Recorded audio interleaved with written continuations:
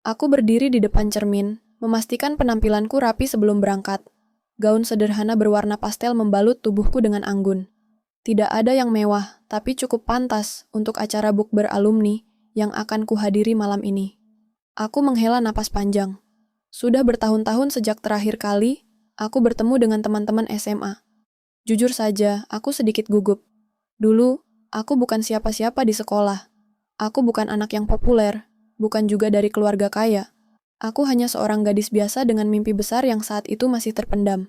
Ketika aku tiba di restoran tempat acara berlangsung, suasana sudah ramai. Banyak wajah yang familiar, tapi sebagian dari mereka terasa asing karena perubahan yang terjadi seiring waktu. Beberapa sudah sukses, mengenakan pakaian bermerek, membawa pasangan yang tampan atau cantik, dan berbicara tentang kehidupan mereka yang mewah. Aku melangkah masuk dengan senyum tipis. Tapi seketika, suara seseorang menyapaku dengan nada mengejek. Itu bukan si Rina. Ya ampun, kamu masih hidup. Aku menoleh dan melihat sekelompok wanita yang dulu selalu mendominasi kelas. Mereka masih terlihat sama, hanya kini dengan tambahan tas mahal dan riasan mewah. Lihat deh, nggak banyak berubah ya. Masih kelihatan biasa aja, tambah salah satu dari mereka dengan senyum sinis. Aku tersenyum, mencoba tidak ambil hati. Aku tahu mereka tidak pernah benar-benar menganggapku sebagai bagian dari lingkaran mereka. Tapi aku tidak datang ke sini untuk mencari validasi, aku hanya ingin bertemu dengan teman-teman lama. Aku memilih duduk di sudut, mendengarkan obrolan mereka yang terus berputar pada pencapaian masing-masing. Ada yang sudah menjadi istri pengusaha kaya, ada yang bekerja di perusahaan besar, dan ada yang sibuk memamerkan barang-barang branded mereka. Tapi aku hanya seorang wanita yang masih berjuang dengan pekerjaanku. Hidupku belum semewah mereka, dan aku tahu mereka menyadarinya. Saat makanan datang, obrolan semakin sengit. Jadi, Rina, kamu kerja di mana sekarang? Tanya salah satu dari mereka dengan senyum palsu. Aku menjawab dengan jujur, menyebutkan pekerjaanku yang biasa-biasa saja. Mereka tertawa kecil, saling pandang seolah mendengar sesuatu yang lucu. Serius? Dengan gaji segitu, kamu bisa hidup? Aku terdiam. Mereka tidak berhenti di situ. Mereka terus membandingkan hidup mereka denganku, menyombongkan pencapaian mereka, dan tanpa malu-malu menganggapku gagal. Puncaknya, seseorang tiba-tiba pura-pura tersandung dan menumpahkan segelas air es ke wajahku. Tawa mereka pecah. Aku membeku di tempat. Wajahku basah, napasku tercekat.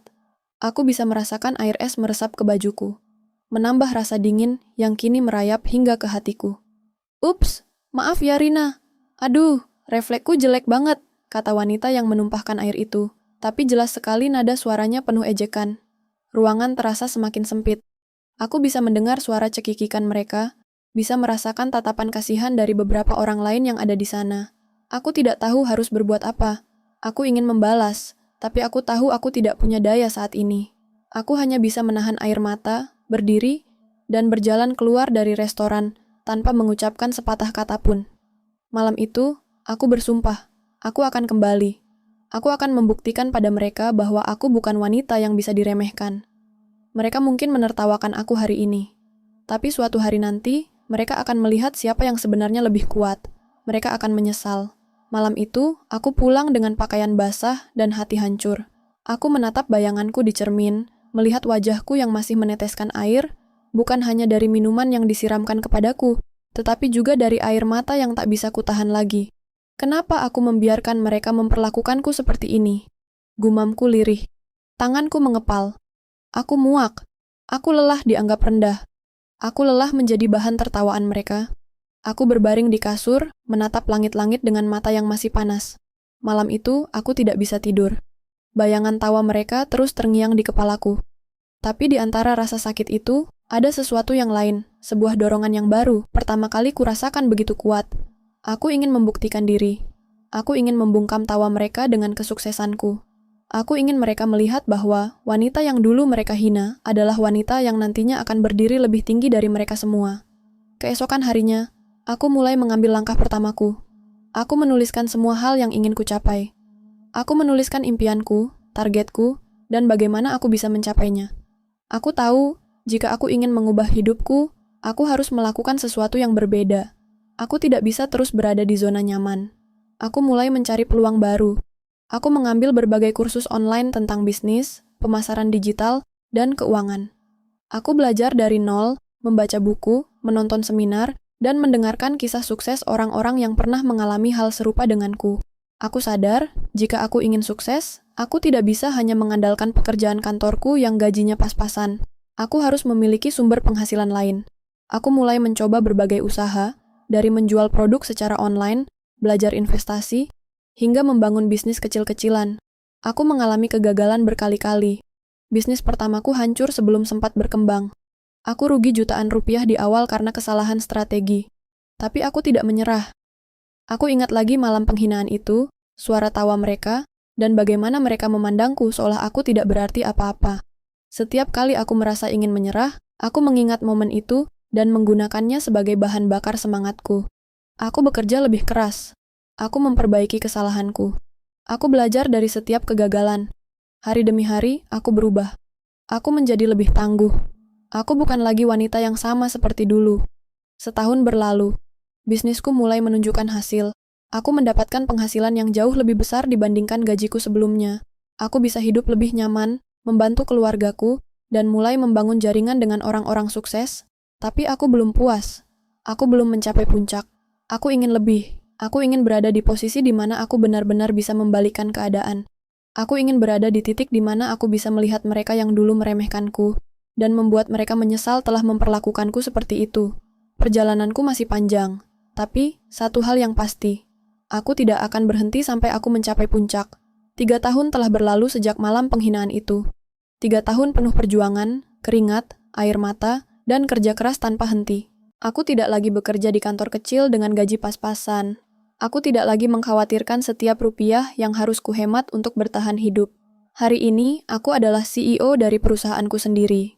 Perusahaan yang dulu kumulai dengan modal kecil, dengan hanya sebuah laptop dan tekad yang kuat, kini telah berkembang menjadi bisnis besar dengan ratusan karyawan. Aku memiliki kantor sendiri di pusat kota, sebuah tim profesional yang bekerja di bawah kepemimpinanku, dan koneksi dengan orang-orang berpengaruh di dunia bisnis. Dulu, aku menghabiskan malam-malamku dengan kelelahan, bertanya-tanya apakah aku bisa berhasil. Sekarang, aku menerima undangan dari berbagai acara bergengsi, duduk berdampingan dengan pengusaha sukses lainnya, dan diundang menjadi pembicara untuk membagikan kisah perjalananku. Aku telah mencapai titik di mana aku tidak lagi perlu membuktikan diri kepada siapapun.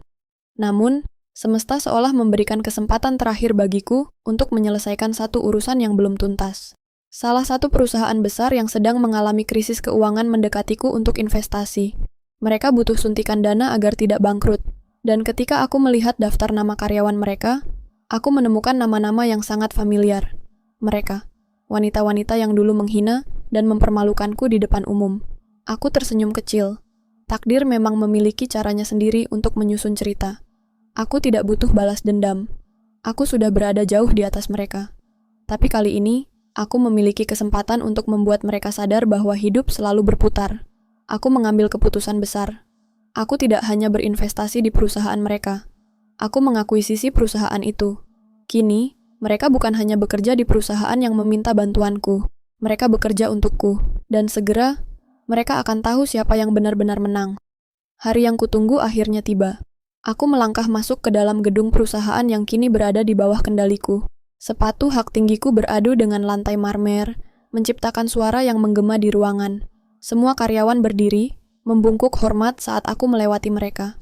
Beberapa dari mereka berbisik, tak percaya bahwa perusahaan ini sekarang dimiliki oleh seseorang yang begitu muda dan sukses. Aku melangkah dengan penuh percaya diri menuju ruang pertemuan. Di dalam ruangan, mereka semua sudah duduk di kursi masing-masing. Wanita-wanita yang dulu menghina dan mempermalukanku kini berada di hadapanku. Beberapa dari mereka terlihat resah, mungkin merasa asing melihat wajahku. Tapi aku tahu, cepat atau lambat mereka akan menyadari siapa aku. Aku duduk di kursi utama, menyilangkan kaki dengan elegan. Sekretarisku membagikan dokumen kepada mereka. Seperti yang kalian tahu, suaraku terdengar tenang tapi penuh wibawa. Perusahaan ini telah mengalami kesulitan keuangan yang serius. Manajemen lama gagal mengelola bisnis dengan baik, dan tanpa langkah drastis, perusahaan ini akan tenggelam. Mereka saling berpandangan, beberapa menundukkan kepala.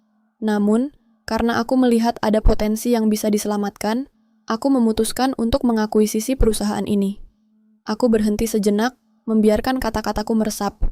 Dan mulai hari ini, kalian semua bekerja untukku. Aku bisa melihat bagaimana wajah mereka langsung berubah. Salah satu dari mereka, wanita yang dulu menumpahkan air es ke wajahku, menatapku dengan ragu. "Maaf, boleh aku tahu siapa namamu?" Tanyanya dengan nada gugup. Aku tersenyum. "Rina." Seketika, wajah mereka pucat. Mereka mengingatku. Wanita yang dulu mereka hina dan tertawakan di bukber alumni, kini duduk di kursi pemimpin, mengendalikan nasib mereka. Ruangan menjadi sunyi. Aku bisa melihat mata mereka membesar karena terkejut. Wanita yang dulu mereka anggap remeh, yang mereka rendahkan dengan kata-kata tajam dan tawa ejekan, kini berada jauh di atas mereka. Beberapa dari mereka mulai tergagap, mencoba mencari kata-kata. Salah satu dari mereka tersenyum canggung, mencoba berpura-pura ramah. "Rina, ya ampun, lama sekali kita tidak bertemu. Kamu sukses sekali sekarang." Aku tidak menjawab. Aku hanya menatap mereka satu persatu, membiarkan mereka tenggelam dalam rasa malu dan ketakutan mereka sendiri. Aku bisa saja menghina mereka balik. Aku bisa saja tertawa seperti mereka dulu menertawakanku. Tapi aku tidak perlu melakukan itu, karena aku sudah menang. Aku menatap mereka dengan senyum tipis dan berkata dengan suara lembut namun tajam, "Sayangnya, karena perusahaan ini sedang mengalami restrukturisasi, ada beberapa karyawan yang harus kami lepas. Dan setelah mempertimbangkan banyak faktor, nama-nama yang tertera di dalam dokumen yang baru kalian terima adalah orang-orang yang akan kami PHK." Mereka buru-buru membuka dokumen di tangan mereka. Mata mereka membelalak saat melihat nama mereka terdaftar di dalamnya. Wajah mereka pucat. Napas mereka tercekat. Salah satu dari mereka, wanita yang menumpahkan air ke wajahku dulu, berdiri panik. Tidak mungkin. Aku sudah bekerja di sini bertahun-tahun. Kenapa aku yang harus dipecat?" Aku menatapnya lurus-lurus. Hidup selalu berputar. Dulu, aku yang kalian permalukan di depan umum.